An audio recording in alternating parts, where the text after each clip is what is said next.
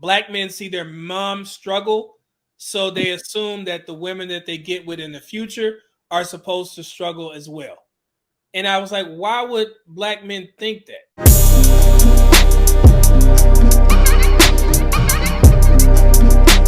I was watching a podcast and next reminded me that there's a lot of women that are going around saying that black men see their mom struggle, so they assume that the women that they get with in the future are supposed to struggle as well. And I was like, why would black men think that?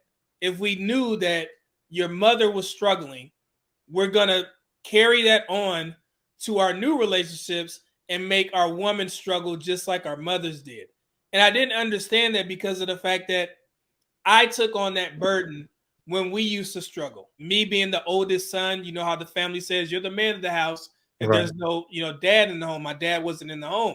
So they used to tell me that at a young age, you're the man of the house. So I would take on the burden of and the responsibility of thinking that I should be doing something when my mom struggled. When she was working 2 jobs and she was trying to keep the lights on, I would be a young 10-year-old kid thinking that, damn, man, what can I do?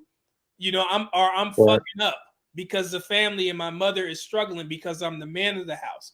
So that carried on, to me, that burden carried on to me when I was in my mid 30s. I always thought about that because of the fact that I wasn't able to help. So when I became older and I got financially stable, I told myself I was going to help my mother out in a big way. I was going to make sure that I went on this deployment. I was going to save my money and I was going to cash out on refurnishing my mom's whole place. Because at the time she was living by herself, she still had one of the big booty TVs, and she was like still boiling coffee on the stove with the filter. And I'm like, she didn't have a coffee pot. And so I was like, man, once I get financially stable, I'm going to cash out and just give my mom all the stuff that I couldn't give her when I was a young kid. But the contradiction was when I turned 16, we had to move out because my mom didn't have enough money to keep the home that she was living in. So we had to stay with family members. And me and my brother got sent with my grandmother. So for the last 2 years, my grandmother raised, not raised, but we were living with her. So I had a strong contradiction. I was like, okay, cool. Should I help my mother out first when I get, successful or whatever? Or should I help my grandmother out first?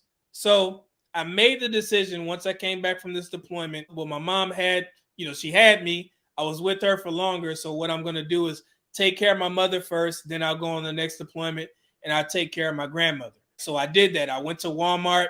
I got my mom everything new. TV, coffee pot, new utensils, new plates, new pots and pans, all types of shit. And I was so happy. I was like, man, I'm going to present this to her and she's going to be happy. Everything's going to be perfectly fine. So they were all at my grandma's house.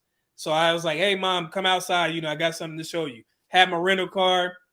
She came out and I was like, hey, I just went to the store and I bought you, all this stuff. And she was very happy. You know what I'm saying? She started crying. She was like, oh, I didn't expect this. I needed this or whatever. And we're just hugging. It was a great time. But then when I looked in the, on the grass, my grandmother was out there and she was sad. And I was like, fuck. And she was like thinking like, damn, man, like I let this guy in my house and, he does this and he didn't get me anything. And that wasn't my intention to make her sad. It was the fact that, hey, I was going to do this first and then I'm going to get you back, later.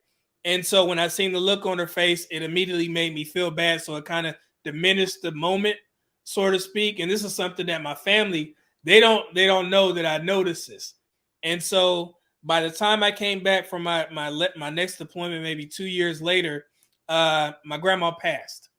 And I didn't get a chance to cash her out, so to speak, and show my appreciation, for all the stuff that she did for me.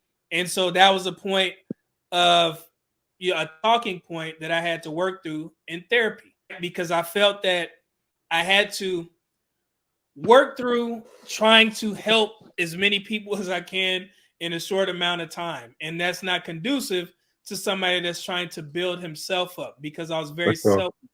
And I don't know if people can understand that, but it's a good trait and it's a bad trait to have, because I fell into this burden of trying to do more than I could because my grandma passed and I didn't get a chance to help her out. So I had to talk about this in therapy for a good maybe 3 months to try and work through it to where I felt comfortable talking about why it's important for me to be stable to help the people that I love out. So when I heard the young women saying, yeah, black men want their women to struggle, and I was like, man, I feel like I'm the complete opposite because 100%. of the fact that, yeah, it's like, no, I was like, why would I want my girl to struggle? So that's why I stress so much about becoming financially stable, making sure that you could take care of the girl that you love, because it definitely helps. And the objective is definitely not to see women struggle. Nobody wants to do that, hopefully. And I just thought, like, man, if you ever dated a guy that thinks that you're supposed to struggle because he struggled when he was younger, then that's a huge red flag. Yes, It makes sense. So yeah, I just wanted to share that story real quick. And I forgot what podcast it was on, but yeah, like I said, this is something that my family, they probably never heard this story before, but I remembered that day very well, and I took my grandmother's death very hard, and then my mother passed in 2020. So yeah, but I got a chance to help one, and I just hope, that my grandmother knew that, yeah, I was very appreciative of what she did for me and my brother at the time, and I wish I could have helped her as much as possible, because I know she was pissed off at us for eating her damn ice cream.